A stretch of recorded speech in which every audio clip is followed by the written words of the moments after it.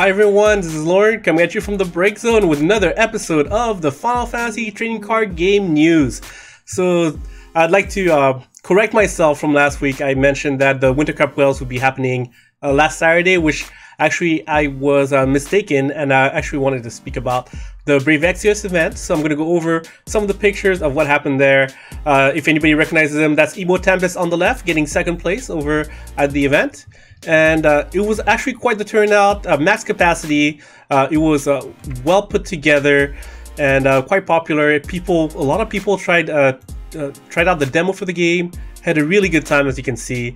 Metapotion was also attending, as well as I believe that is Gregory Cole, Warrior of Light. That's his backside, as well as a promo that was might be worth about like somewhere between $20 and $300. But I'll let you figure that out. I think it's probably more between the 20 and 40 range, and that was an exclusive for that event. They will be giving that out as well as the Winter Cup Whales over in Europe, and there's a possibility that they will have that card available in the future as well. So some other major news. Oh, actually, hold on. Now let's speak about the Winter Cup Whales that will actually be happening this weekend. Unlike what I said last week, that was last weekend. But truthfully, it'll be happening this weekend. I will be putting a link in the description of the video in order for you to be able to look up the schedule of events for that tournament. While it looks like there's quite a bit going on, there's going to be side events and everything. It's going to be a good time. I actually want to know more about this Chocobo Party Up game because I really enjoyed the Chocobo Crystal Hunt, and Party Up would be a board game, and I want to look into that. Okay. Next up, there will be a stream for the Winter Cup, and I'll put a link down below as well. So if you're at Pacific Standard Time somewhere in California, then it will be on on Saturday at 3 in the morning. Otherwise, I'll put a link down below, and I think Twitch will be able to adjust to your time zone. Okay.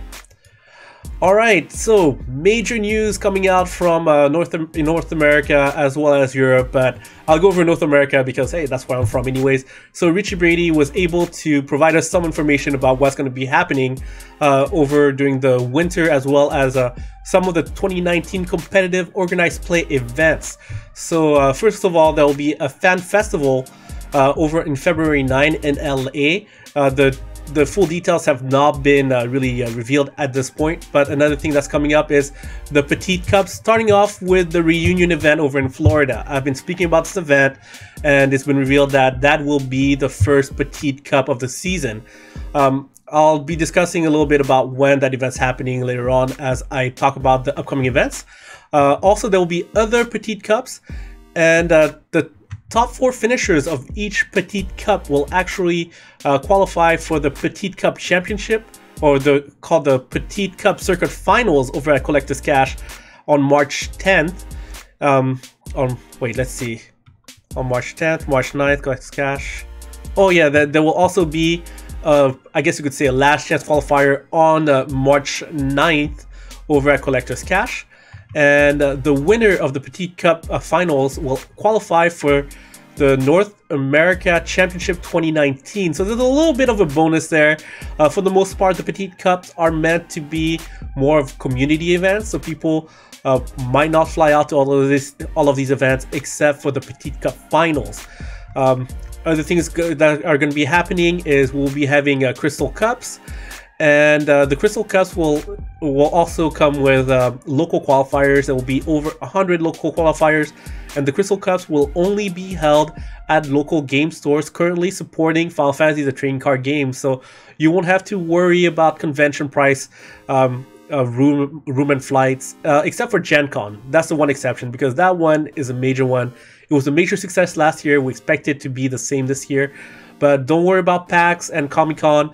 There won't be major competitive events, Crystal Cups, over at those conventions, but they will still have a presence for demoing and everything so that new players can be introduced to the game.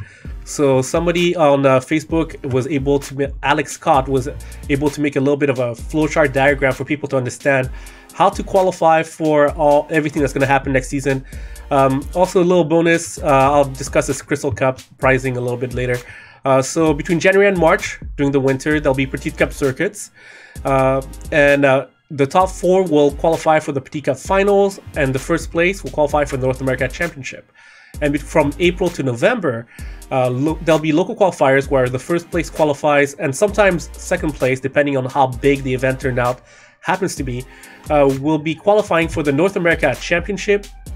Also, if you are top 4 at a Crystal Cup and one of the 6 Crystal Cups in 2019, you will qualify for the North America Championship as well. But keep in mind that if you actually won out a Crystal Cup, you will actually qualify straight for the World Championship 2019. So if you want to keep track of who's going to go to Worlds next year, there'll be 6 Crystal Cup champions. There will be the top 4 of the North America Championship, and there will be 2 mystery spots that have not been announced yet. We're not sure what the criteria is in order to get those last 2 spots, but if you make it somehow with one of the other from one of the other ways to make it in there from the North America Championship or winning out a Crystal Cup, then you won't have to worry about those little bonus spots, as you could think about it. Okay. All right. So the North America organized play competitive events, as well as the Europe events, have been a little more standardized at this point. In Europe, it's called the Winter Cups. In North America right now, it's called the Petite Cups. But for the most part, a lot of things are standardized. There was a video made by the Final Fantasy Trading Card Game Europe group, Europe page, that discussed things along with Alex Hancock, the world champion for 2018, going over the details of the Europe tournament structure of 2019. Okay. Other announcement is there's been some pictures flying around regarding a full art Ishtola in Chinese. Some people weren't sure if it was, I guess you could say, a fake or not. Turns out it is real. So that is the BioBox promo for Opus 5 for Final Fantasy, the trading card game over in China, as they just got that set over there. She looks amazing, and if I could, I would really like to get a copy of this card. Okay, we also know what the promo is for January. It'll be Estinian, not the legendary one, but the 3-drop one that hasn't seen much play. But that art is amazing. I might not play that card much, but I definitely want a copy of it. Okay, so we're gonna go over some tournament results, including the Masters Tohoku District qualifying tournament, where the top spot went to Wind Water. So Wind Water is one of those decks that is coming out in full force throughout the world. And this one is a list that does not use Fusoya, but does use the Yuri and Shalinka package. Okay. There was also a Warrior of Light title series over at Collector's Cache, which will be the location of the Petite Cup Finals. And they actually had a Twitch stream as well. I'll put a link to the FFdecks Tournament Meta page so that you could take a look at it. And the deck that won out was played by Ryan Landon, and it was a Type 0. So anybody that's a Class 0 Cadet fan could go ahead and take a look at this list. And I mean, hey, Cadets are a very fun deck to play. Alright, next up we got the RYL Shop Weekly in Malaga. And they had things like Dragoons. So anybody that loves Dragoons, you see some of your favorites, such as Estinian, as well as Freya being included in this deck. And Warriors of Wind, including a little bit of that spice from Opus 7 in Aegis, and making full use of those 2-drops with Godot. Alright. There's also some Water Ice. So this is a little bit reminiscent of the list of Water Ice that came out in the beginning of Opus 6 over in Australia. Some Vikings, some Mateus, a little bit of everything. No more Thaumaturs though, unfortunately. But still being able to do quite a bit of fun stuff with Genesis Avatar, Kefka, Nidhogg's, Renoas, Time Mages, all that good stuff. Okay, there's a MIA Monday Night Locals where Wind Water also made it to the top. This version actually not using the Yuri Shalinka package.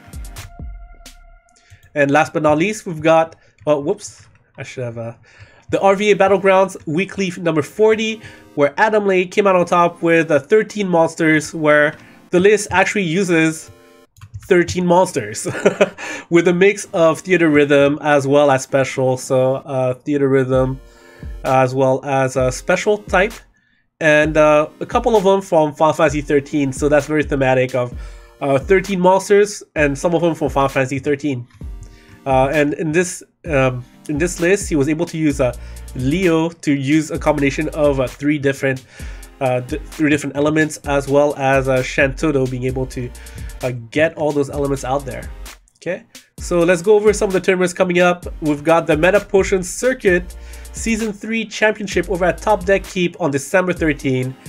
If you're not over at the Winter Cup Wales over in Europe and perhaps in California, please do check him out. I mean, Matthew Komodo is a world level competitor, and he will be attending. Okay, we've also got the December team event over in December 16 at Miniature Exchange in Grand Prairie, Texas. And the reunion event, get ready for it, the first Petite Cup of the season, over in January 12 over in Lake Mary, Florida. And I actually don't have a link for it, but keep in mind the Fan Festa will be happening over on, wait, let me remember. Let me check right here. Fan Festa in LA on February 9th. So please get ready, set your calendars, get really hyped for this season. It's gonna be a lot of fun. We're gonna be able to watch what happened to the meta after now that Thaumaturge and Jasper are banned. And I'd like to give a shout out to our sponsor, as usual, the MagicTechGames.com that sells Final Fantasy trading card game singles as well as Magic and Pokemon singles. And they were able to give us some prizes to give out to our subscribers, so that when we reach 800, 900, or 1,000 subscribers, we will be picking one of our subscribers at random, and they will get to pick between some of these awesome little things, such as a Horizon Canopy from Iconic Masters,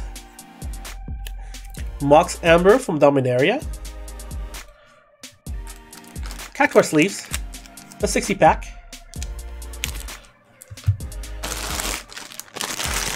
Lightning Plushie, or Opus 3 Shiva deck box from the Toronto Crystal Cup. That was autographed by Toru Kageyama, the producer of the game. And well, if you play Artifact or want to play Artifact, we'll be possibly giving you the choice of picking a copy of the game as well. And any of the winners will also get to pick between these two wonderful pins that represent the break zone. And I'm wearing one right here. It looks pretty nifty, actually. So thanks a lot for tuning in. Hopefully you'll be able to attend some of these events.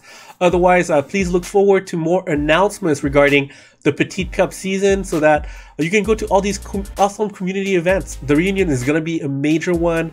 I'm really hyped to see, what was it? Chris Adams and Matthew Rice. Happy birthday, Matthew Rice. Hopefully we'll be able to check out your stream, have a good time over at the reunion, and check out some of the future events also coming up during the winter. So thank you very much for tuning in. If you have any comments, questions, or suggestions, feel free to add them down below. For some of the future pricing, we'll be looking at more plushies, as somebody had mentioned they wanted more plushies. So thank you very much for making that comment, that suggestion, and otherwise, we'll catch you all next time.